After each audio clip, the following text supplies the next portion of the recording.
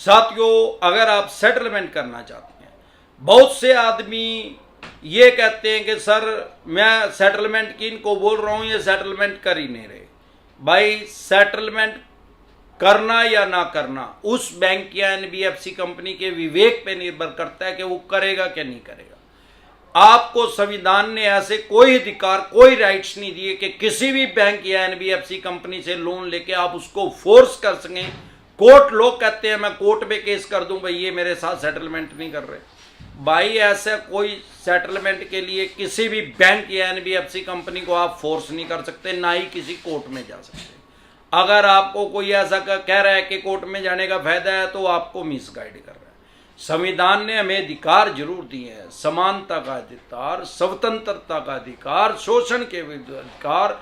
Section 21, article 21, life and liberty, मतलब हम आजादी से जी सकते हैं, सारे देश के किसी भी कोने में रह सकते हैं, चाहे रेंट पे रह सकते हैं या अपनी प्रॉपर्टी खरीद के वहां पे अपना जीवन यापन कर सकते हैं। हमें कोई पासपोर्ट लेने की जरूरत नहीं है, ये हमें संविधान ने अधिकार दिया। लेकिन संविधान ने ऐसा कोई अधिकार नहीं दिया कि किसी भी बैंक या एनबीएफसी कंपनी से पैसा लेके और उसको ये बोले कि भाई सेटलमेंट करनी पड़ेगी। ऐसे तो फिर सारा देश ही यार सेटलमेंट करवाएगा भाई, वो उनकी अपनी मर्जी है। और ना ही संविधान ने हमें कोई ऐसा अधिकार दिया है कि लोन लेना हमारा राइट्स है। लोन लेना हमारा अधिकार नहीं है। अगर लोन लेना हमारा अधिकार होता, हमारा राइट्स होता, तो वो जो आदमी सड़क पे बेचारा भीख मांग रहा है, वो भी बैंक को जाके कहेगा दे भाई। वो भीख 10 रुपए क्यों मांगेगा, वो तो कहेगा 10 लाख रुपए दे, मेरा अधिकार है। क्योंकि भिखारी के पास भी वोट डालने का अधिकार है, उसका भी आधार कार्ड बना हुआ है। अगर उसका हेडक्वार्टर खोपड़ा माइंड अगर ठीक है तो वो वोट डाल सकता है, तो वो भीख क्यों मांग रहा है? ऐसा कोई अधिकार, कोई राइट्स किसी भी बैंक या एनबीएफसी कंपनी के खिलाफ या संविधान ने हमें नहीं दिया कि हमें लोन देना ही पड़ेगा। लेकिन होता क्या है कि उनकी भी मजबूरी है। 100 से भी ज्यादा बैंक और एनबीएफसी कंपनी काम कर रहे हैं। अगर वो सारों में मीन में एक निकालेंगे, किसी को भी नहीं देंगे, फिर देंगे किसको? अरे भाई, किसी तो मूल देवेगा जी भी तो ब्याज लेगा, और जब मूल नहीं देगा घंटा लेगा, फिर सीधा हिसाब है। अब सवाल ये आता है कि सर उस आदमी के, मेरे रिश्तेदार के साथ इसी बैंक ने कर ली या इसी एनबीएफसी कंपनी ने कर ली, लेकिन ये मेरे साथ नहीं कर रहा। ओ भाई, उसकी मर्जी है, उसके पैसे हैं। वो 100 आदमियों में से 25 आदमियों के साथ करेगा, 75 के साथ नहीं करता, वो उसकी मर्जी है। 100 में से 2 के साथ करेगा, 98 के साथ नहीं करता। वो मैं पहले क्लियर कर चुका हूं। अब सवाल ये है कि अगर आप सेटलमेंट करना ही चाहते हैं तो अपने मुंह से कभी भी बोले ही ना ये बात कि मैं सेटलमेंट करना चाहता हूं। लोग क्या पागलपन कर रहे हैं, खुद से ही मेल कर रहे हैं सामने से, मैं सेटलमेंट करना चाहता हूं। अरे भाई, उसको पागल समझ रहे हो क्या? अगर हो भी जाएगी तो 10-5% डिस्काउंट देगा, वो भी जो ब्याज जुर्माना उसने प्लेंटी लगा रखी होगी उसमें से, प्रिंसिपल में से नहीं देने वाला। अगर आपको प्रिंसिपल में से भी 75% डिस्काउंट चाहिए तो चुप करके गुंगी या गुड़ खा जाओ, बोले ही ना। वो कहेगा पैसे दे, अरे पैसे नहीं है भाई, राहु केतु ग्रह क्या करे, साक्षात शनि भी धरती पे आके कुछ नहीं बिगाड़ सकता।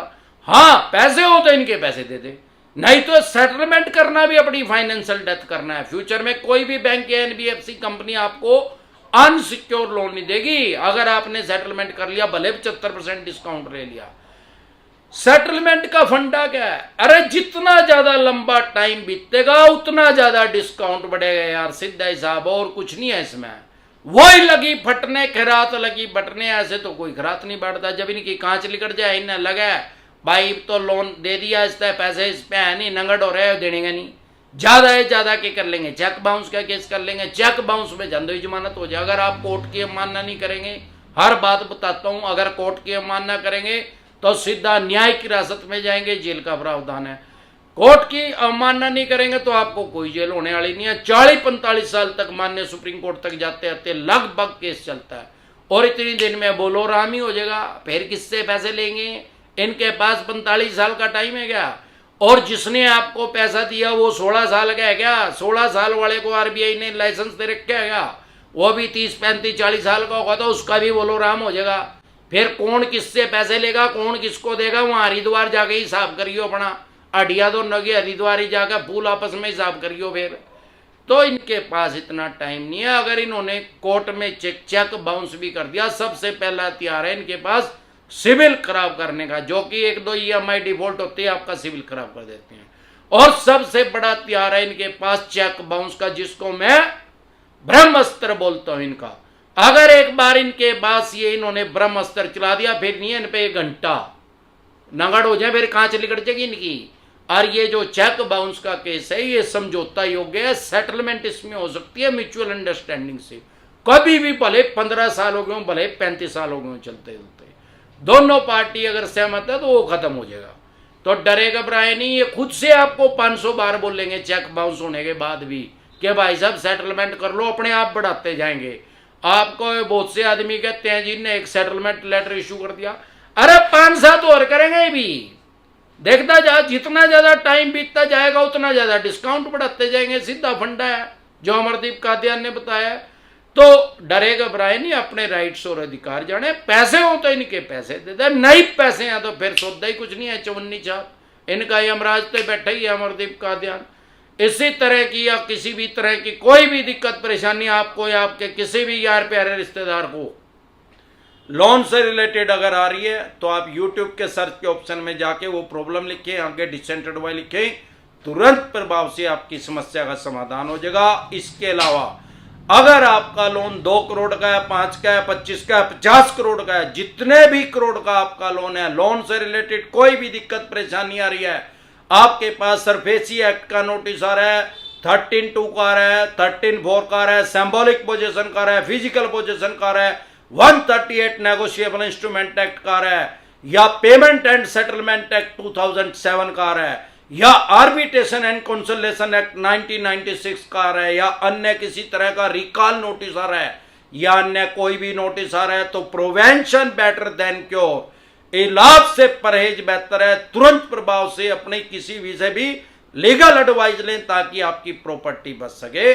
अगर आप हमारे साथ टेलीफोनिकली जुड़ना चाहते हैं, पर्सनल मीटिंग करना चाहते हैं, तो जो भी आपके पास लोन से रिलेटेड जो भी डॉक्यूमेंट्स हैं वो सभी लेके आप मेरे से पर्सनल मीटिंग कर सकते हैं, पर्सनली एडवाइस ले सकते हैं, या टेलीफोनिकली भी एडवाइस ले सकते हैं। उसका क्या प्रोसेस है, आपकी स्क्रीन पे कमेंट बॉक्स के अंदर एक नंबर आया हुआ है 9306347314।